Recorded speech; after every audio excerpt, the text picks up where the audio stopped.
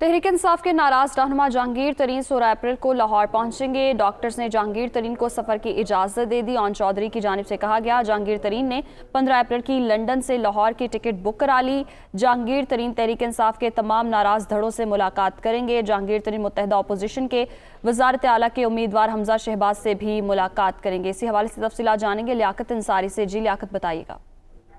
तो पाकिस्तानी सियासत में हलचल का सिलसिला जारी हो रहा है। ऐसे में तहरीक इंसाफ के नाराज रहनुमा जहांगीर तरीन की जो है बिलाखिर लंदन से वतन वापस पहुंच रहे हैं। 16 अप्रैल को वो लाहौर पहुंचेंगे। इस हवाले से तरीन ग्रुप के मरकजी रहनुमा ओन चौधरी का कहना है कि डॉक्टर्स ने जहांगीर तरीन को सफर की इजाजत दे दी है और जहांगीर तरीन ने 15 अप्रैल की शाम जो है वो लंदन से लाहौर की टिकट बुक करवा ली है।